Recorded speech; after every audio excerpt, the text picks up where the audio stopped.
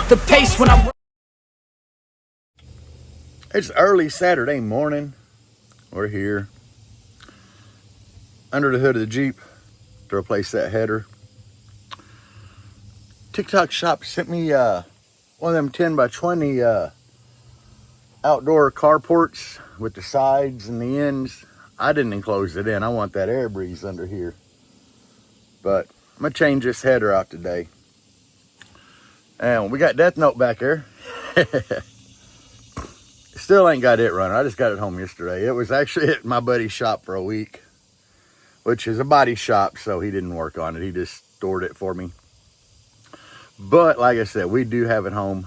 So yeah, that was cool.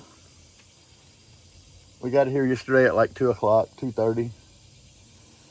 And today is change a header on this day. It's a tedious job. It's nothing like super major. Luckily, I've been dragging a header around with me for a couple years. I took it off a Jeep a long time ago. I pulled the motor out of, and I just kept it. So I had the parts. I just got to do the labor.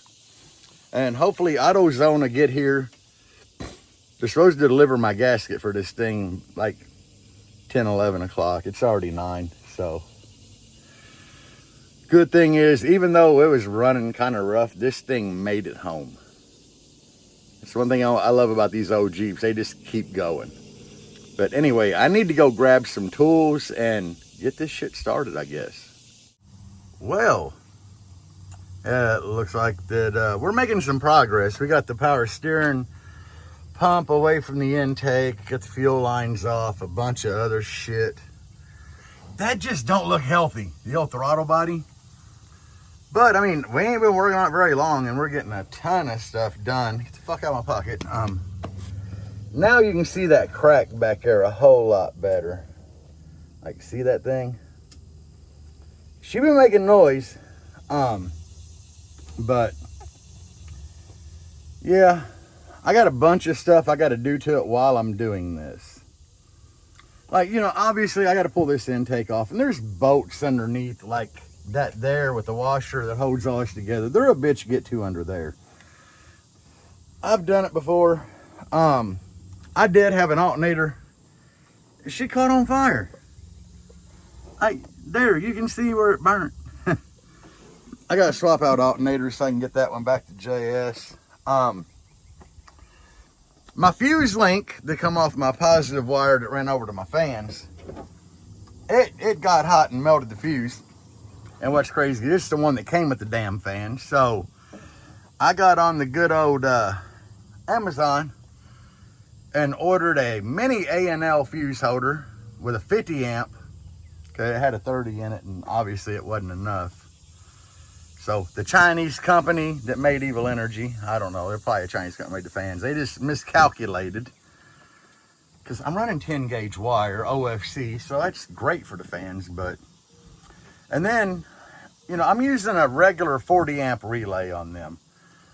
So I found like these big relays that are 120 amp that have, you actually bolt the wire to the bottom of them. They got like a stud and a nut. So we'll put that relay in place of the 40 amp. So I got quite a bit to do while I'm doing this job. You know, the fuse holder, the relay, and swap an alternator out. And I don't know if I'm taking this thing to Jeep Invasion. I have no clue yet. It depends what's going to happen after I swap this header out and how it reacts. If I swap the header and it's back to running normal, great. If I swap the header and it's still running like crap, then obviously probably not. But anyway, I just wanted to give you all an update of where we're at on this shit. And we're just a little short while later. And I got the intake off of there. Good God, these old Jeeps, I tell you what, they just look nasty. But now we can get a really good close up of that brake. And see, my O2 sensor is right there. So by this sucking in air, it'll suck in air when I'm driving. And these 3 cylinders are going to be unbalanced, and then it should cause it to run like shit. So Right now, we're just getting the tools to break it apart there. And then I got a bolt on that end, this middle one, and that one, and this whole thing will come out. AutoZone did show up with my header gasket, or it's header and intake all together, but they did show up with it. That's the best thing about having a commercial account, is they deliver shit to you. So at this point, I'm gonna get back to work and get all this shit off. Well, I don't know what time it is, but it feels like I've only been doing this about an hour. It all came back to me once I started. It all came back to me on what I was doing. So, yeah. Like, everything looks good. This pipe, and you can definitely see it was cracked from about that little rust dot here. Yeah. All the way around through to here. Through to there. Leaving this much connected. And then we found another crack. This cylinder, I believe. One of these upper cylinder tubes. Flip it over. Was cracked. I don't know. Yeah, it's on the back. I don't know. We saw it. It wasn't a bad crack, but nonetheless. Factory header. This one that I got off another Jeep was aftermarket. So take that for what it's worth. Oh, there it is. Okay, so yeah. We got a crack down in there. But good thing I saved that all them years ago. But I'm gonna take a break, catch my breath, everything. It's getting pretty warm out here. And like I say, I don't know what time it is, but I feel like I've only been doing this an hour. It's just, it's a lot worse going back together. Really, what sucks is these 4 bolt holes along the bottom. Because these run atop the intake. Like you got a bolt hole on each end, and here in the center. That holds the header up there. It holds it in place. And then you put the intake on and it pins on these, on front and back. And you got 4 bolts on top, 4 bolts on bottom. And the bottom ones are the ones pain in the ass to get to.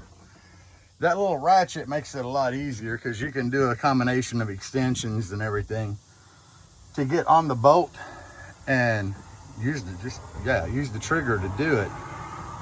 But going back in, you got to reach under here blindly and start all 4 of them, which sucks. But I've done it quite a few times on this old Jeep. Hell, my motor mounts still look good. Yeah. But anyway, yeah, I'm gonna get my ass back to work. 10 o'clock. Header and new gasket are on there. So now we just got the 8 bolts, 4 top, 4 bottom for the intake. And like I said, that intake comes out to like here, you know, and you got to have your hand up under there with 2 fingers. That's how you learn to do that on them females, from getting shit underneath here like that. But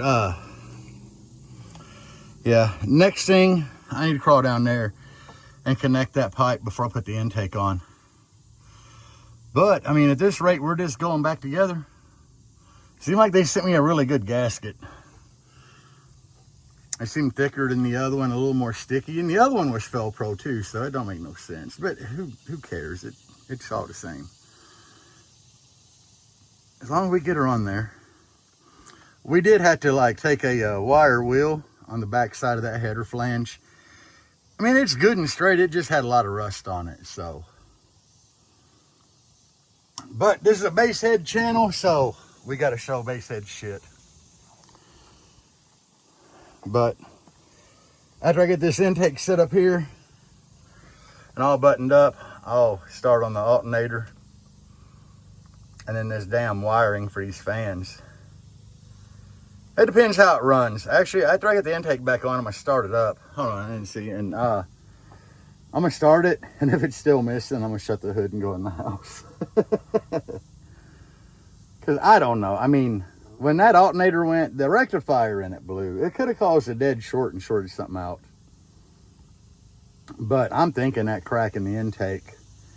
Because this thing, it sounded terrible, guys. Like the exhaust on it. It sounded like them old beat up, like Ford F-150s, you know, that are farm trucks that have like the muffler blown out and shit. So when I started it, okay, we were at the DJ Dirty Bass show when I started it. It's like that time I started it, not to give a demo, to leave. And idling it was fine. But after I gave it gas and started moving, it just sounded so bad. And if I wouldn't have been at the DJ Dirty Bass show, I'd have been like, man, some tweaker tried to take my catalytic converter and then realized I don't have one. That's kind of what I was thinking, you know. But anyway, let me get this pipe under here all buttoned up. Yeah, like that there. Well, I got everything back together, started it, and it's still missing. It's not terrible, but it's still missing pretty bad. So now we got to change an O2 sensor, because more than likely the O2 sensor went bad from driving it for so long, jacked up. But right now I need to take an opportunity to change that alternator over there so I can get it sent back to JS. And change the damn relay and fuse holder for the fan. It's always something, like definitely always something. So yeah, anyway, let me get back to work. How do I get grease that in my nose? Oh man, I don't even know. I'm done for today. Got it back together. It runs. It's still got a miss. I did pull the O2 sensor, so I got to go try to find one of them. Got the alternator swapped. I put in the temp sensor to kick my fans on. I got the thing from Amazon, and it just runs the fans all the time. It's supposed to kick on at like 180, but obviously it's kicking on way before then. So yeah, that's not good. So I got to get a different temp sensor for it. But I did get the big relay in and the fuse holder swapped out to a 50 amp mini ANL. It's just been a busy freaking day. And I'm kind of disheartened that putting the header and stuff on it's still missing. So I don't know. Do not know. But I've caught a couple people and they're like, driving it back from Kentucky with that crack in the header could have messed up the O2 sensor. So it looked like the one that got put on there from the factory. I don't know. I'm just going to swap it. But I'll probably be back tomorrow or something. I don't know. Sunday morning. I've been out of bed for a minute drinking coffee. Got an extension cord hooked up to the battery charger in there since it won't start. But guys, we're making headway. I'm 90% confident that it's fuel pump relay in here causing my issues. That relay could go to spark and fuel. That's common. If you ain't got no fuel, you don't need no spark, right? But I didn't test the relay. I should get on TikTok shop and spend the $6 to buy one of them relay testers. I really should. But what I did do is I unplugged the relay. And on a 4-pin relay, you're going to have a ground wire. Well, I confirmed one of the wires was ground by probing it with my multimeter on the beep function. So I found the ground. That leaves 3 wires. One would go out the fuel pump. One would be battery in. And one would be like 12 volt positive in triggered. Because it already had ground there. Now, I had probed and I could not find a 12 volt battery wire. Kind of threw up a red flag. But when Deb turned the key on, at that point I had 2 12 volt wires jumping into the relay. So that would be, you know, your 12 volt triggered and the 12 volt to go across the pins, whatever. And that just left one wire unaccounted for, which will run to the fuel pump. So with all the wires for a relay acting properly, the relay don't click. Like when she turns the key forward, you can have your hand on the relay. And if you've done this, I mean, you know that a relay will, you can actually hear them click, but you can definitely feel them. And this relay don't click. So I have one ordered. I had to order it from AutoZone. I'd have been better off ordering the damn thing off of Amazon, but they thought they could get it to me overnight, and they didn't. So yeah, anyway, I definitely think that relay's the issue. I'm gonna be super pissed if I plug the relay in and it don't fire up, because like I said, at this point I'm pretty positive, because I'm getting power to the relay. The relay's just not clicking. So it would be kind of, it would suck if it is the relay. Sadly, the pin configuration on the damn relay that General Motors used don't match up with your standard relay. Which, yeah. If it would match up with your regular standard relay, like this Jeep, the relays in there have a regular, like you can go to the store and buy a fog light relay and plug in here. So they have like a standard pin configuration, but it's just odd. Anyway, it's like $40 for that relay. I did order a O2 sensor for this thing. With my commercial account at AutoZone, an O2 sensor for this Jeep was $65, which I don't understand. On Amazon, they're like 30 bucks, so I went ahead and just ordered one. But that's gonna kind of conclude my auto mechanics for this weekend, because I can't do anything till I get parts. And working on this thing was trial and tribulation. I'm not even gonna lie. There was a lot of hiccups on here that I just didn't like. This damn canopy that the TikTok shop sent me as a sample to do a video on, though, I really like this thing. I mean, this wall here kind of sucks because it does impede the airflow coming under here, even though I got 3 walls open. It does kind of impede it, but at the same time, it blocked out the sun yesterday and gave us really good shade. I put a post of it up on Facebook, and I've had guys in there saying that one storm ripped the tarp apart.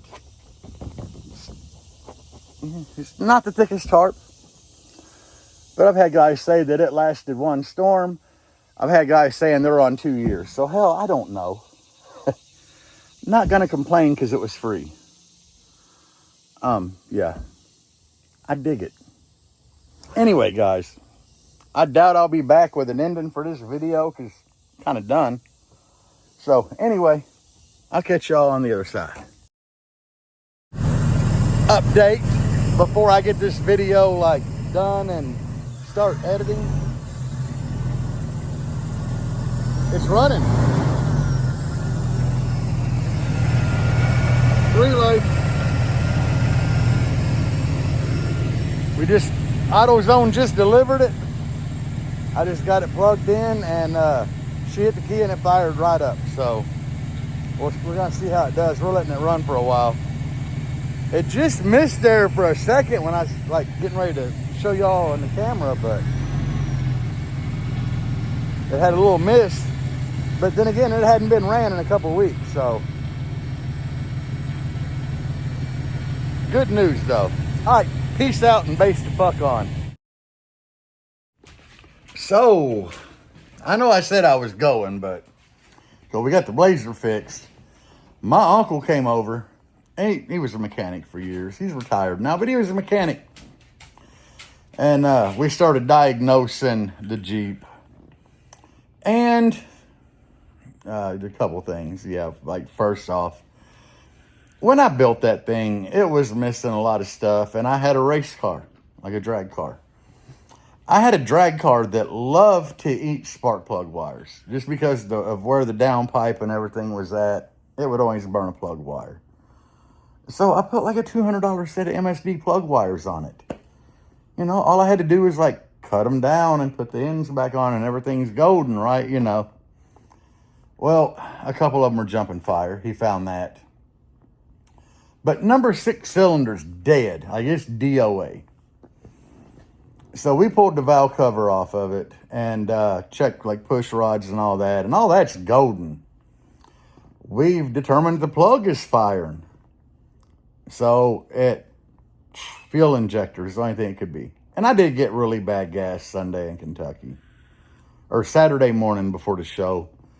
So, I don't know. But I just ordered like a whole new set of injectors for it. A new set of plug wires. A tune-up for the black Jeep. So, hopefully, like this weekend, we'll get it all back together and it'll be golden. I don't know. New valve cover gasket. Like, I just ordered some essentials that it's been needing in its life, you know. Because it's been neglected a few, yeah. I've been kind of neglecting it. I keep oil changed and checking the transfer case fluid and stuff like that. But on the other hand, I have kind of been neglecting the tune-up stuff. So, yeah. Anyway, peace out and bass on.